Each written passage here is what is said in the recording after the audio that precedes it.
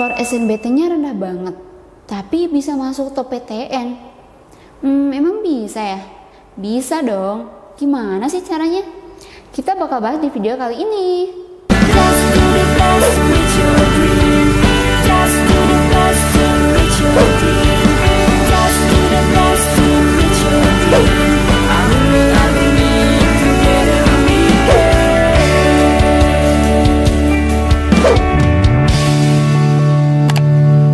Halo Sobat GP, siapa nih yang penasaran dan juga khawatir mengenai skor UTBK-nya? Kalau skor UTBK-nya tinggi, itu udah pasti punya peluang yang cukup besar atau bahkan besar banget. Tapi gimana buat para siswa yang skornya mungkin mendapatkan skor rendah? Misalnya 500-an atau lebih rendah daripada itu. Terus harus kayak gimana sih? Oke Sobat GP, jadi kemarin itu bukan cuma eligible rendah yang bisa lolos PTN, tapi dengan skor UTBK rendah juga bisa lolos PTN. Tentu semua itu tergantung dengan parameter dan juga ketentuan dari setiap PTN-nya. Setiap PTN itu pastinya memiliki ketentuannya masing-masing, tapi nggak ada salahnya dong kalau kita mencoba. Setiap PTN itu memiliki penilaian dan juga ketentuannya masing-masing. Tapi nggak ada salahnya juga dong kalau kita tetap mencoba dan juga berusaha. Dan ini dia yang harus kalian tahu supaya tetap bisa lolos UTBK walaupun skor UTBK-nya rendah. Jadi sebenarnya bisa nggak sih lolos SNBT dengan nilai yang kurang tinggi atau nilai yang rendah? Jawabannya mungkin aja. Tetap akan ada peluang karena nggak menutup realitas kalau masuk ke perguruan tinggi negeri impianmu. Kamu harus bersaing dengan puluhan, bahkan ribuan pendaftar lainnya. Apalagi SNBT kali ini itu cuma satu gelombang aja, yang pastinya itu ketat banget. Nah, yang bikin persaingan makin ketat yaitu namanya passing grade. Setiap kampus dan juga setiap jurusan memiliki standar nilai minimal yang berbeda-beda. Anggap aja ini tuh kayak nilai raport pas sekolah, jadi ada KKM-nya. Kalau nilai kamu di bawah KKM, ya nggak lulus jadinya. Nah ini tuh sama kayak SNBT. Kalau nilai kamu di bawah passing grade, kemungkinan besar itu akan nggak lolos. Sedih banget ya nerima fakta kayak gini. Tapi tunggu dulu, jangan khawatir. Terus gimana sih kalau nilainya udah pas-pasan? Nah tenang, masih ada beberapa faktor lain yang bakal ngebantu kamu. Apa aja ya? Yang pertama, lihat dulu seberapa banyak orang yang mau masuk jurusan tujuanmu. Kalau jurusannya populer, tentu saja pesaingnya akan banyak banget dan kemungkinan nilainya lebih tinggi-tinggi. Tapi kalau jurusannya nggak terlalu banyak peminat, kemungkinan peluang kamu akan lebih besar. Meskipun nilai kamu nggak terlalu tinggi. Selain itu, setiap kampus juga punya kebijakan yang berbeda-beda. Ada yang lebih mementingkan nilai UTBK, tapi ada juga yang lebih mementingkan nilai raport dan juga prestasi. Jadi, cari tahu dulu sistem penilaian kampus yang kamu tuju. Ingat ya Sobat GP, riset itu sangat penting. Nah, ini nih yang paling penting. Kalau misalnya nilai kamu nggak terlalu tinggi, jangan gampang menyerah. Coba deh cari jurusan yang sesuai dengan minat bakat kamu, tapi passing grade-nya tidak terlalu tinggi. Atau cari kampus yang kuotanya masih banyak. Intinya, kalian harus pintar-pintar untuk memilih strategi. Tapi gimana sih cara cari jurusan yang realistis biar lolos di SNBT?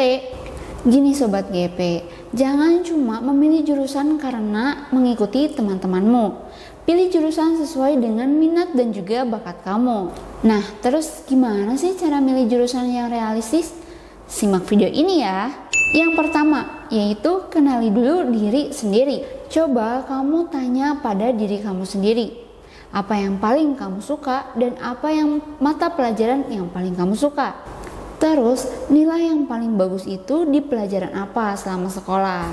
Kalau misalnya nilai matematika kamu selalu bagus dan kamu juga suka pelajaran matematika, bisa jadi kamu bisa memilih jurusan yang sesuai di bidang matematika. Jangan sampai kamu suka memasak, tapi kamu malah pilih jurusan teknik. Itu nggak nyambung. Nilai UTBK jangan bohong. Setelah ikut UTBK, jangan kaget kalau hasilnya nggak sesuai dengan harapan. Terima aja dengan lapang dada. Terus bandingkan nilai kamu dengan passing grade jurusan yang kamu tuju. Kalau nilainya jauh banget, jangan terlalu maksain. Cari jurusan yang passing grade-nya sesuai dengan skor kamu. Yang kedua, kepoin jurusan dan juga kampusnya. Kalian harus cari tahu dulu passing grade-nya. Setiap jurusan dan juga kampus memiliki standar minimal nilai yang berbeda-beda. Cari tahu passing grade dari jurusan yang kamu tuju dari tahun-tahun sebelumnya. Biasanya informasi ini ada di website kampus atau forum-forum online. Lalu lihat daya tampungnya. Daya tampung itu kayak kuota untuk mahasiswa baru. Semakin sedikit daya tampungnya, semakin ketat persaingannya. Sebaiknya kamu mencari jurusan dengan daya tampung yang cukup banyak. Lalu akreditasi itu penting. Pilih jurusan dengan akreditasi yang cukup bagus. Ini itu penting untuk prospek kerja kamu setelah lulus. Kalau akreditasinya jelek, nanti kemungkinan agak susah untuk mencari kerja. Terus kerja apa nantinya? Jadi kamu harus cari tahu prospek kerja apa dari jurusan yang kamu minati.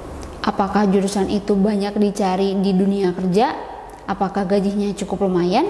Jadi jangan sampai kalian udah susah payah untuk berkuliah tapi nanti kalian malah nganggur. Lalu yang ketiga, jangan cuma satu pilihan. Kalian harus bikin daftar cadangan. Jangan cuma fokus pada satu jurusan yang kamu pilih saja. Bikin daftar beberapa jurusan lain yang masih sesuai dengan minat dan juga bakat kamu. Siapa tahu ada jurusan lain yang ternyata memang lebih cocok untuk kamu. Lalu, lirik jurusan yang sepi peminat. Jurusan dengan sepi peminat biasanya passing grade-nya lebih rendah dan juga daya tampungnya lebih banyak. Nah, ini itu bisa jadi peluang untuk kamu yang nilainya pas-pasan. Tapi jangan sampai salah pilih prodi ya. Pastikan jurusan itu masih sesuai dengan minat dan juga bakat kamu. Lalu yang keempat, konsultasi. Guru BK kamu di sekolah bisa memilih jurusan yang sesuai dengan minat dan juga bakat kamu. Jangan pernah malu untuk curhat ke guru BK kamu. Lalu diskusikan juga pilihan jurusan dengan orang tua. Mereka bisa memberikan masukan sesuai dengan pengalaman dan juga pengetahuan mereka. Selanjutnya, cari tahu pengalaman alumni di jurusan yang kamu minati. Tanyakan mengenai suka dan dukanya kuliah di jurusan tersebut dan juga tanyakan prospek kerjanya setelah lulus. Yang kelima nih yang paling penting, yaitu jangan putus asa. Jadi, meskipun nilai kamu pas-pasan, jangan sampai putus asa. Karena masih banyak banget cara untuk ngeraih mimpi kamu. Yang penting, kamu harus pintar-pintar mencari informasi. Realistis dengan kemampuan dan juga bakat kamu. Dan juga jangan lupa berdoa. Intinya, memilih jurusan itu kayak memilih jalan hidup. Jangan sampai salah pilih, pikirkan baik-baik. Jangan terburu-buru dan yang paling penting jangan sampai salah pilih. Dan tetap berdoa, semoga kamu jadi orang sukses nantinya. Oke, segitu dulu informasi dari video kali ini. Semoga bisa membantu kebingungan kalian. Jangan lupa buat like, comment, share, dan subscribe GP Media Channel. Dan sampai jumpa di video selanjutnya.